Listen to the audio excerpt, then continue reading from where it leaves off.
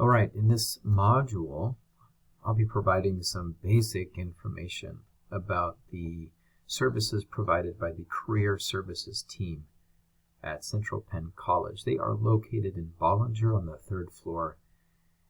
Steve Hassinger is the director, and they have prepared a few resources that they would like me to share with you and with all students as they begin at Central Penn College.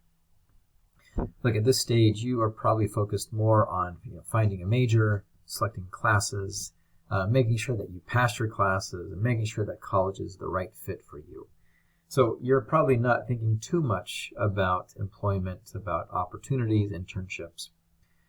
And maybe that's a mistake, okay? Because we are here. The purpose of our institution is to help you develop the skills necessary to be successful and to have advancement in your chosen professional careers.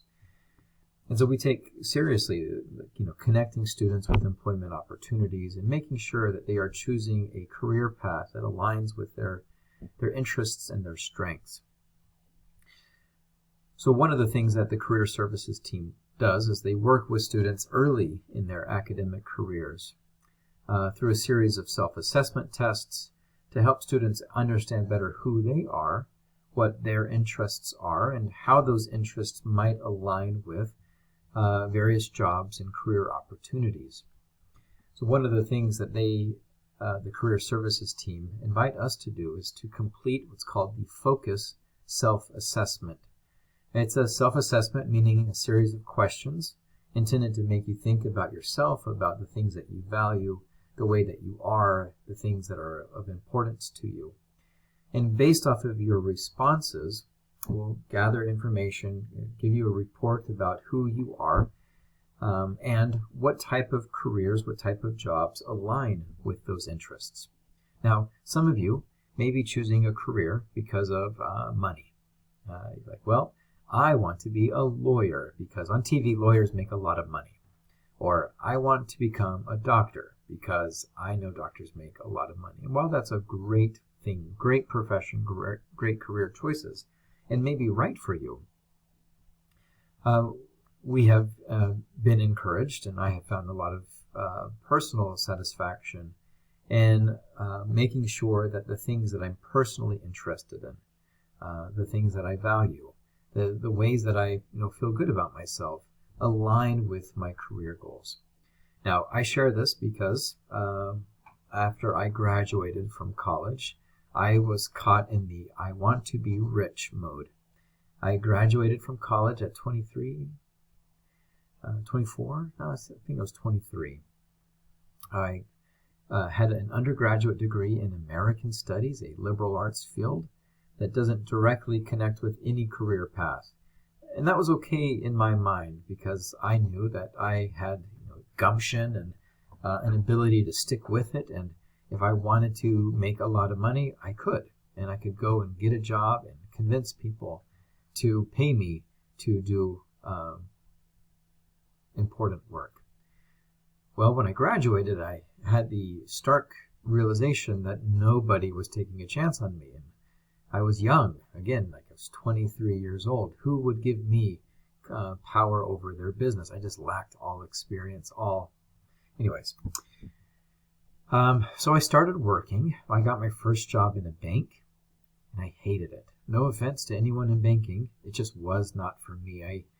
It felt to be so demeaning. I really despised the work that I was doing. I couldn't see the purpose. In fact, the entire industry, I questioned its validity and need, which was not a good place for me to spend a lot of times if I'm constantly doubting, what is it that I'm doing? Why am I doing this? I'm finding no job satisfaction. So I got a job using my banking background now. I got a job in investments.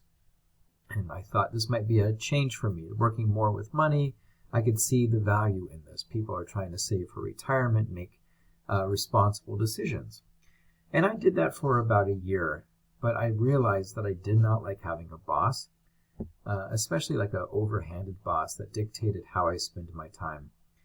I valued autonomy. I value independence and the ability to choose how I would spend my time. Because frankly, the things that I wanted to do to be successful were not in alignment with what my boss wanted me to do. And so we were constantly butting heads, and I thought that I was smarter and knew better than my boss did. And maybe I did. So I left that career. I had spent some time in my early 20s teaching in, not in an official capacity, but I knew that I enjoyed being in front of groups of people. So I did a self-assessment and found that, yeah, absolutely. I was, I think the term was a sage on the stage, was what they said. That I valued knowledge, I valued learning, and I liked being in front of people, and I liked sharing, and I liked making that type of contact with people, teaching and pushing. And so it's like, oh, I had never really thought about education. I've only thought about education and teachers, and knowing that teachers are underpaid. That's like the whole thing in America. We underpay our teachers. We undervalue them. So, but I thought more about it, and I decided maybe this is something that I could do. Maybe higher education, becoming a college professor would more neatly couple my interests, my passion, with my careers. So I have found great job satisfaction in my career choice. I love what I do. I love working with students. I love how I feel being with groups of students and teaching and sharing and encouraging and listening to problems. All of these things so neatly align with what brings me natural happiness. And so, as they say, you never work a day in your life if you do what you love. Well, there is some truth to that. I do not despise waking up and trekking to work like I have in my past, because I absolutely love what I do. So all of this is to say that in this module, we're going to give you some of those resources. So hopefully that you can save yourself 2 or 3 years of their journey, that you can get right to it and realize, maybe this career is not for me, or maybe I should be looking more in this direction. So the folks at the Career Services Center will lead you through a series of 4 videos to how to sign up for and how to complete and make sense of the findings of what's called the Focus Self-Assessment.